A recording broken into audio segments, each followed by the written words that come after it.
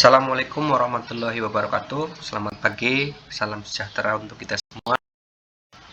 Anak-anakku yang berbahagia, pada hari ini kita akan melanjutkan pembelajaran kita di bab selanjutnya. Hari ini kita akan membahas tentang sistem gerak pada manusia, ya.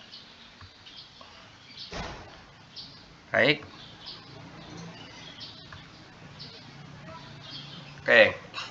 Kompetensi dasar kalian yang harus kalian capai pada akhir pembelajaran adalah yang pertama, menganalisis hubungan antara struktur jaringan penyusun organ pada sistem gerak dalam kaitannya dengan bioproses dan gangguan fungsi yang terjadi pada sistem gerak manusia.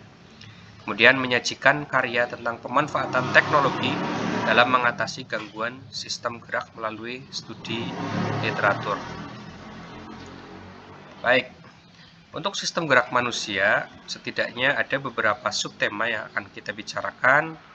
Yang pertama adalah rangka, kemudian berikutnya adalah tulang, kemudian sendi, otot, dan yang terakhir adalah gangguan dan teknologi pada sistem gerak. Yang pertama kita akan membahas tentang tulang penyusun rangka. Nah, kita tahu bahwa tubuh kita itu tersusun dari rangka-rangka, ya, mulai dari tengkorak hingga ujung-ujung tangan maupun ujung kaki. Nah, maka kita harus tahu sebenarnya apa fungsi dari rangka tersebut, ya. Sebenarnya untuk apa sih manusia memiliki rangka? Ya. Apa yang terjadi jika manusia tidak memiliki rangka? Nah, tentu itu adalah pertanyaan-pertanyaan yang patut kita pertanyakan, ya. Kemudian kita analisis. Jika manusia tidak memiliki rangka, tentu kita akan membayangkan manusia itu seperti mungkin keong, ya, bekicot, ya. Jadi sesuatu yang tidak memiliki tulang, dan bisa kalian bayangkan bagaimana kehidupan manusia tidak akan bisa berjalan seperti saat ini, ya. Manusia tidak akan bisa makan dengan menggunakan tangannya, manusia tidak akan bisa berlari, ya, seperti itu. Sehingga rangka pada manusia itu walaupun nampaknya sepele namun memiliki fungsi yang sangat luar biasa, ya. Kalau kita bisa jabarkan, setidaknya ada 6 fungsi dari rangka manusia, ya. Yang pertama tentu adalah memberi bentuk tubuh, ya.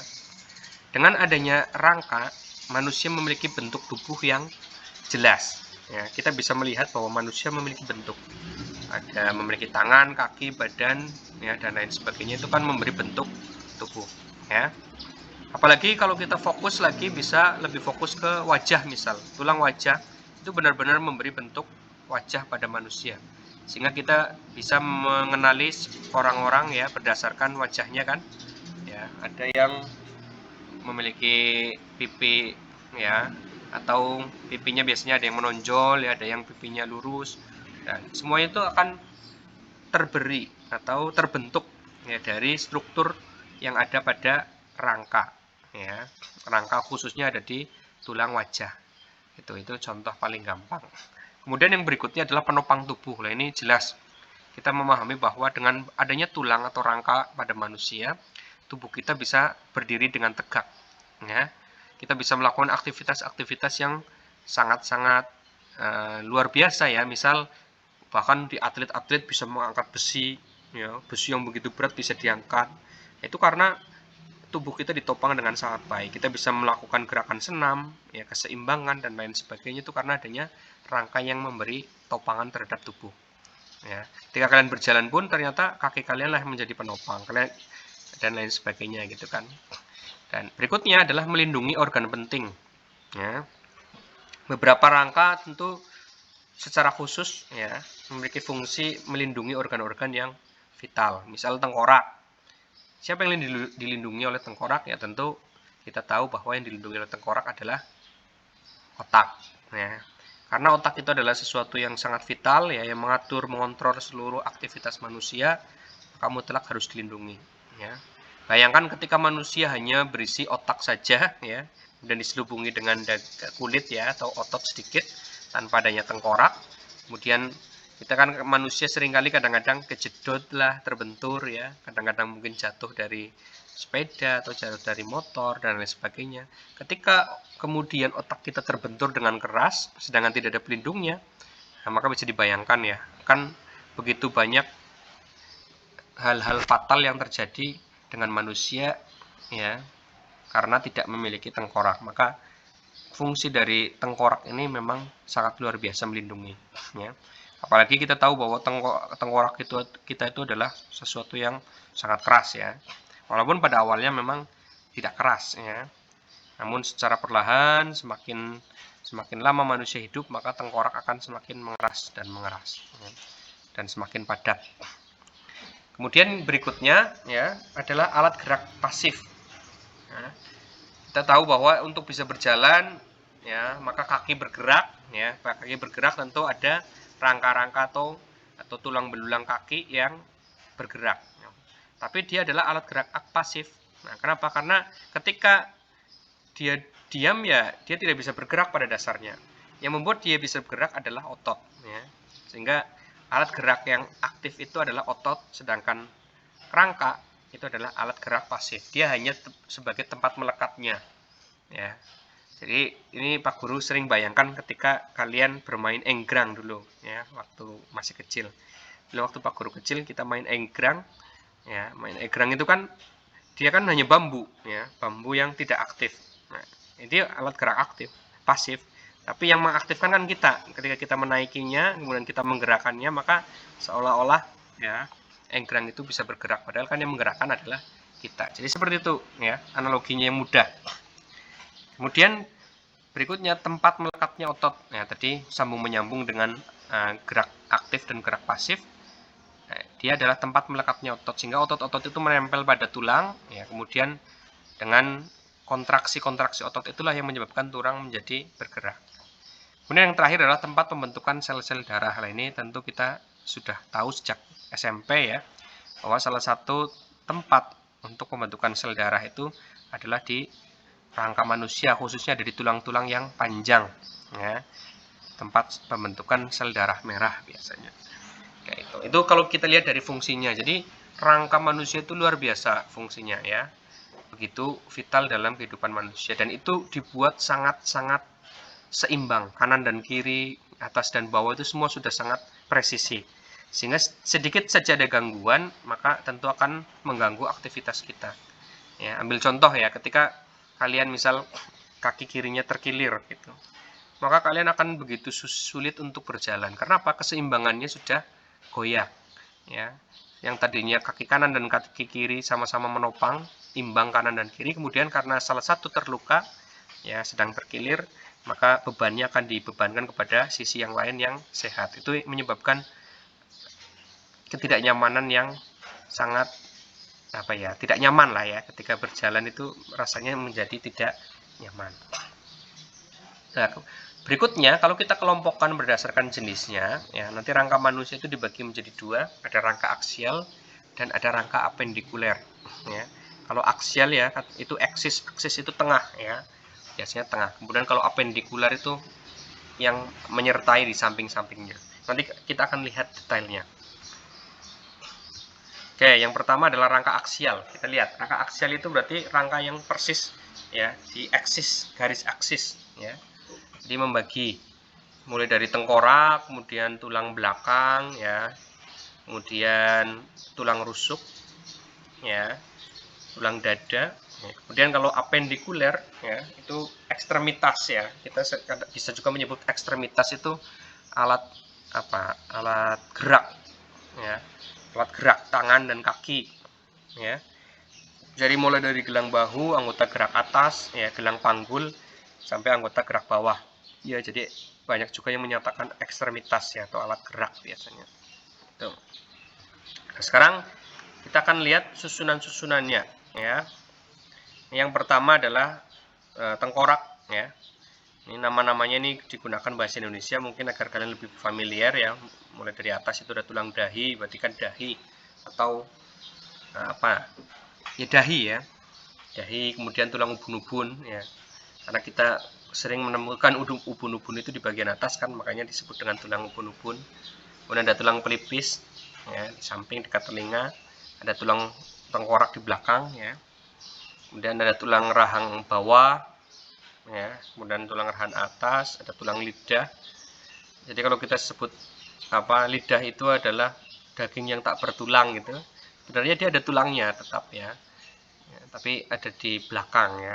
Hanya kita tidak memahaminya, tahunya ya tak bertulang gitu ya, karena memang sebagian besarnya ya kan bagian lidah yang kita lihat ya tidak bertulang. Kemudian ada tulang pipi. Nah ini tadi yang Pak Guru bilang, ada yang menonjol, ada yang lurus ya, bahkan ada yang mungkin sedikit cekung sehingga membentuk struktur wajah yang berbeda-beda. Kemudian tulang hidung lah, ini yang sudah tidak bisa digoyahkan ya, takdir. Ada yang mancung, ada yang pesek, bahkan ada yang sangat pesek ya. Jadi ya ini ya pada dasarnya sudah terbentuk secara alami dari tulang hidung ya.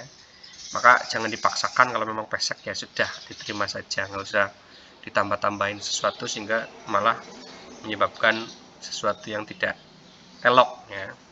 Nah, ada tulang air mata. Ini di sini berlubang ya, karena tempat keluarnya air mata. Jadi air matanya kalian itu kalau kalian raba di dekat ujung ya, ujung dekat hidung ya, itu kalian akan menemukan ada lubang di situ lah, tulang air mata di situ. Jadi kalau kalian sedang menangis lah, di situ tempat keluarnya air mata ya. Kemudian ada tulang baji ya, tulang baji itu yang seringkali kita merasakan pusing ya, aduh pusing di situ, maka sering dipijat oleh kalian. Nah itu. Kemudian kalau kalian lihat ternyata tulang-tulang itu disambungkan ya, sambung menyambungnya itu namanya sutura ya, sutura. Ini sutura ini juga bisa dimanfaatkan sebagai apa namanya, pertanda berapa sih usianya manusia ya. Semakin rapat suturanya berarti semakin tua ya. Kalau masih baru ya biasanya nggak terlalu rapat.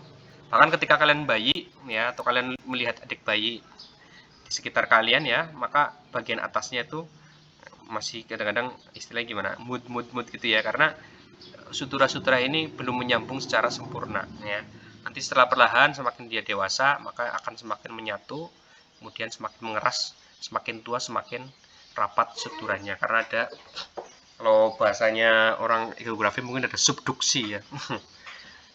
Oke, berikutnya ini adalah vertebra atau tulang belakang ya. Ini ada yang menarik ya. Kalau kita amati ya, kenapa kok tulang belakang nggak lurus aja ya? Kenapa kok harus melengkung seperti itu? Tadi di depan Pak Guru sampaikan bahwa tubuh manusia itu sudah dibuat dengan kondisi yang sangat seimbang ya. Fungsi dari bentuk vertebra ini adalah berfungsi untuk menyeimbangkan dengan kepala. Kalau kalian raba ya leher kalian ya, dan tengkorak kalian ya, kepala kalian, posisi tulang belakangnya itu kan ada di belakang kepala ya kan, nempel di belakang kepala. Sedangkan bagian depan ya seperti rahang dan lain itu menjorok ke depan gitu, menonjol gitu. Artinya kalau kita belajar teori fisika ya, kalau kondisi seperti itu maka titik beratnya itu kan ada di depan ya. Bayangkan kalau tulang belakang kita itu lurus ya, maka kita tidak akan bisa bergerak, kita tidak akan bisa berjalan dengan baik. Kenapa? Karena tubuh kita menopang beban dari kepala ya, yang tentu kalau sehari dua hari nggak masalah, tapi kalau bertahun-tahun ya, maka kemudian bentuk yang melengkung seperti itu adalah kondisi yang paling tepat, sehingga secara fisika titik beratnya nanti akan ada di tengah ya, sehingga memungkinkan kita untuk memiliki keseimbangan yang sangat baik. Sehingga bayangkan kalian ada kepala ya, dagunya ke depan gitu, tapi kalian tidak pernah merasa kepala ini menjadi beban yang harus kalian bawa setiap saat gitu kan. Jadi nggak membebani gitu, kayaknya enteng aja, karena keseimbangan tadi, titik beratnya itu dengan kondisi itu. Maka penting sekali untuk mempertahankan kondisi vertebra kita itu untuk tetap melengkung seperti itu. Makanya kalau kalian lihat di iklan-iklan, banyak sekali produk-produk yang menawarkan bagaimana sih untuk tetap mempertahankan bentuk alami dari tulang belakang. Karena seringkali kita dengan tempat tidur ya, dengan kondisi tidur yang tidak baik, menyebabkan tulang belakang kita memiliki bentuk yang tidak tetap ya, tidak sesuai dengan yang seharusnya. Bahkan nanti ketika di gangguan ya, kita mempelajari gangguan, kita mengenal ada beberapa kelainan pada tulang belakang yang memang itu sulit diperbarui ya. Itu ya, jadi itu maka luar biasa sekali bentuk-bentuk tubuh kita itu sudah benar-benar difikirkan oleh yang menciptakan kita. Itu sebagai salah satu wujud bagaimana kita mensyukuri hidup ini. Nah ya. Oke, berikutnya adalah tulang dada dan tulang rusuk. ya. Ini tentu kalian sensitif sekali ya kalau mendengar tulang rusuk. Nah, ini apalagi di usia-usia kalian yang sedang ya mulai memproses menemukan tulang rusuk. Ya. Ini jadi tulang rusuk kita ada tulang rusuk sejati ya. Kalau tulang rusuk sejati itu artinya dia dua sisinya terikat di tulang. Ya, yang belakang terikat dengan tulang belakang, bagian yang depannya terikat dengan sternum atau tulang dada ya. Sedangkan kalau tulang rusuk palsu, ya, jadi belakangnya terikat ke tulang belakang, tapi depannya dari 3 ya, nomor 8, 9, 10 itu, dia menyatu, sampai 11 ya, itu menyatu, 11 atau 10 itu ya, 10 ya, itu menyatu, kemudian membentuk hanya satu tulang. Ya, jadi dia numpang ke nomor 7, itu makanya dia dikatakan tulang rusuk palsu. Ya, kemudian tulang rusuk melayang, dia hanya salah satu terikat di tulang belakang. Nah, itu tadi ya, itulah tulang dada dan tulang rusuk ya, itu. Ini yang nanti berfungsi untuk melindungi jantung dan paru-paru kita. Oke. Kemudian berikutnya adalah rangka apendikular ya, mulai dari lengan ya, ini kita mengenal ada gelang bahu, humerus itu lengan atas, kemudian ulna dan radius. Nah, di sini juga ada fakta yang menarik ya, yang seharusnya kita sebagai seorang yang bergulat di bidang IPA harus bertanya-tanya, kenapa kok ulna dan radius itu harus 2, sama dengan fibula dan tibia pada kaki ya? Kenapa nggak satu aja kayak humerus atau femur ya? Kalau kita menemukan fenomena ini, kita harusnya berpikir, oh iya, kenapa ya? Maka jawabannya kenapa? Jawabannya karena tangan kalian, kalau kalian praktekkan sekarang, silahkan lihat tangan kalian, kemudian kalian siku kalian, kemudian kalian pertahankan, kalian pegang, kemudian gerakan tangan kalian ya, maka kalian bisa melihat ada gerakan yang sangat ringan ya, gerakan yang bisa bergeser ke kanan dan ke kiri ya, tanpa merubah posisi siku kalian tetap. Itu artinya apa? Dengan adanya dua tulang tersebut memungkinkan kita untuk melakukan gerakan tersebut ya. Gerakan tersebut membuat tangan kita sangat fleksibel ya. Bayangkan kalau tulang ulna atau radius itu hanya salah satu saja di situ, maka ketika kalian memutar tangan kalian, maka sama seperti kalian memutar bahu tulang humerus kalian. Kalau kalian paksa memutar, maka akan menyebabkan patah tulang. Nah, karena hanya tersusun dari satu tulang.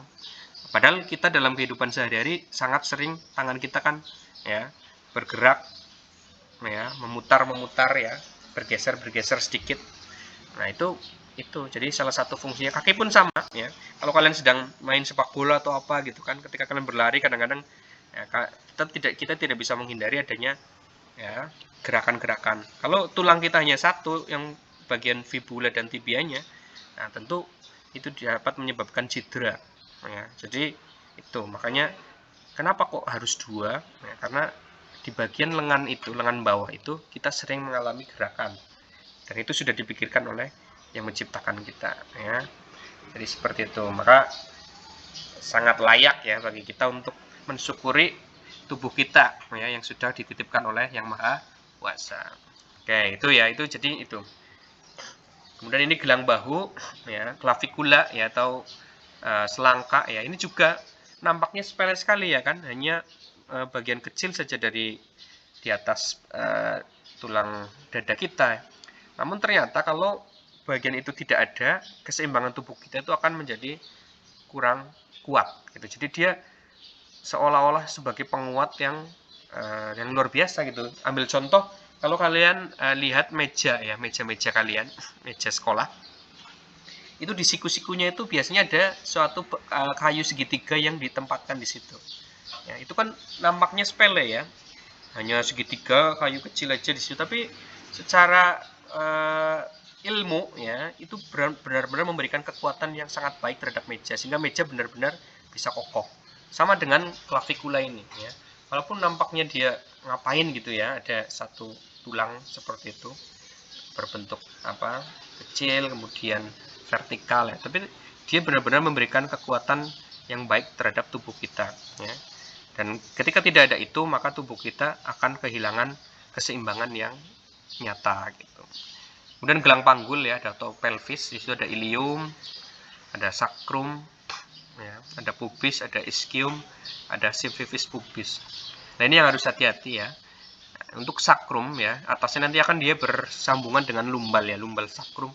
Itu bagian yang berfungsi nanti untuk mengatur aktivitas dari kelamin manusia ya. Nah, nanti itu bersambung juga dengan tulang ekor, maka hati-hati sekali ya. Kita seringkali melihat ada anak-anak yang bermain ketika temannya mau duduk kemudian kursinya ditarik ya, sehingga teman-teman akan jatuh. Itu sangat berbahaya. Ketika nanti lumbal sakrumnya itu terkena cedera ya, maka seringkali bisa menyebabkan kemandulan yang permanen ya. Maka hati-hati sekali kalau bermain itu nggak usah yang berbahaya ya, jadi karena itu berbahaya. Kemudian kalau kita lihat di bagian depan itu juga ada suatu anugerah ya, saya katakan ini anugerah karena apa? Karena simfifis pubis ini dia tersusun dari tulang rawan yang memungkinkan, karena tulang rawan itu kan lebih elastis ya, memungkinkan untuk peregangan. Nah, inilah yang terjadi ketika seorang ibu akan melahirkan. Ya, ibu akan melahirkan itu kepalanya itu akan, kepala bayi itu akan keluar di antara itu tadi ya, di pubis itu. Ya, makanya kenapa kok pinggang wanita itu melebar, itu karena ada pelebaran dari pubis itu, ya, sehingga kepala bayi itu bisa masuk ke situ. Nah, ketika akan melahirkan ya, simfifis pubis inilah yang nanti akan meregang, ya, meregang sehingga memungkinkan bayi untuk keluar. Maka ini anugerah yang luar biasa. Kenapa kok Tuhan kita menyisipkan satu bagian kecil, ya tulang rawan di situ? Oh, ternyata karena sudah direncanakan bahwa disitulah akan ada peregangan yang harus dilakukan untuk bisa mengeluarkan seorang anak manusia. Nah, maka itulah luar biasanya ya. Kita harus benar-benar banyak bersyukur di situ. Kemudian ini falanges ya. Falanges itu ya hanya biasalah jari manusia. Ya, walaupun kalau ini kita ambil amati juga ternyata juga ada kelebihannya ya. Ruas-ruas ini ya, sisi-sisinya kalau kita hitung itu tepat 33 ya, sehingga bagi teman-teman anak-anak semua yang muslim ya, kita familiar sekali untuk memanfaatkan jari kita untuk zikir ya, karena zikir kita diajarkan kan oleh Ustaz 33 kali.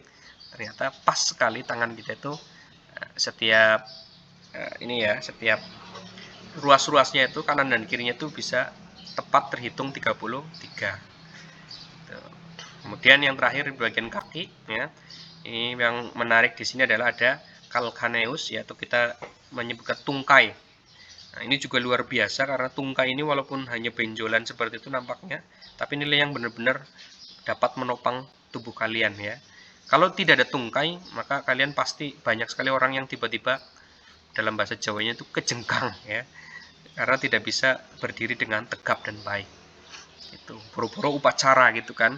Ya, gitu. Jadi ini gitu. Maka apa sebagai konklusinya ya, dari yang apa yang kita pelajari di sini, bahwa rangka manusia yang berbentuk variasi macam-macam tersebut ya, mulai dari tengkorak sampai dengan ujung kaki ya, ternyata memiliki struktur dan fungsi yang sangat berguna, dan tidak ada satupun ya fungsi dari kerangka-kerangka tersebut yang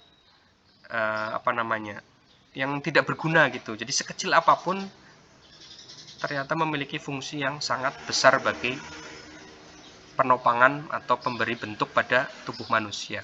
Itulah kenapa kita benar-benar harus mampu menjaganya ya. Harus benar-benar dijaga dengan baik, sehingga struktur ini yang memang sudah diciptakan dengan sangat sempurna untuk menopang kehidupan kita benar-benar dapat dipertahankan dengan baik. Makanya kita harus sering sekali melakukan beberapa macam treatment ya, seperti olahraga dan lain sebagainya. Itu salah satunya juga untuk mempertahankan ini. Kemudian menggunakan minuman-minuman ya yang mengandung kalsium atau makanan yang mengandung kalsium sebagai upaya untuk memperkuat ya sistem rangka kita. Oke. Jadi itu ya untuk pertemuan pada pagi hari ini ya. Nanti selanjutnya kita akan membahas tentang struktur tulang ya, ada osifikasi ya, endokondral dan bentuk tulang. Namun itu pada pertemuan selanjutnya. Itu saja untuk pertemuan kita. Ya, semoga apa yang kita pelajari dapat memberikan manfaat ya, dan juga dapat meningkatkan rasa syukur kita bahwa manusia diciptakan dengan sebaik-baik penciptaan. Sekian dari Pak Guru, mohon maaf banyak kekurangan. Saya akhiri, wassalamualaikum warahmatullahi wabarakatuh.